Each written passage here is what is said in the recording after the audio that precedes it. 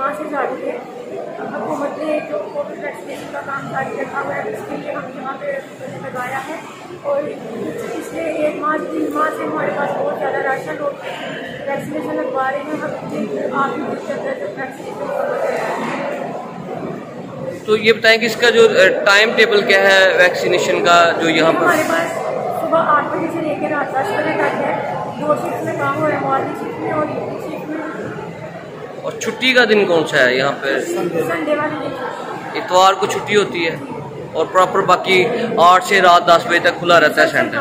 तो आप ये बताएंगे कि पहले यानी कि जो एंट्री होती थी, लोग जो वैक्सीनेशन करवाने आते थे, पहले कितनी तादाद होती थी, अब जो लोग हैं उनमें कितना फ़र्क नज़र आया है?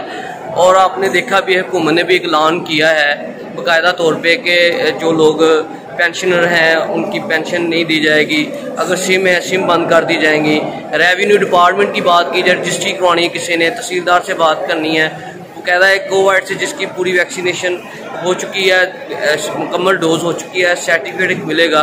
उस वाले से ज़रा थोड़ा सा बता दें सारा आवाम को। हर सुबह ज़िंदगी में जहाँ भी आप जाएंगे, इवन के जो अच्छे रेस्टोरेंट्स हैं उन्होंने भी कोविड वैक्सीनेशन कैसे सरोवर किए हुए हैं। इसके अलावा डिपार्टमेंटल स्टोर्स में, हॉस्पिटल्स में जो नॉर्मल ओपीडी के पेशेंट्स आते हैं उनके लिए वैक्सीनेशन, विदाउट वैक्सीनेशन उनको मेडिसिन भी मिली। इसके अलावा जिस हाल में वैक्सीनेटेड गेस्ट उन्होंने इन्वाइट किए हुए हैं। इसके अलावा जो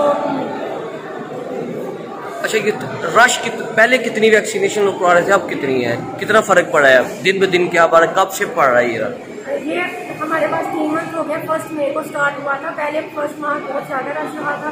उसके बाद जब वो अफवाह फैली थी 2 साल वाली, तो उसके बाद थोड़ा रश कम हो गया। लेकिन अब जब से मतलब गवर्नमेंट एम्प्लॉइज़ के लिए, टीचर्स के लिए और वैसे भी जनरल पॉपुलेशन के लिए किया है,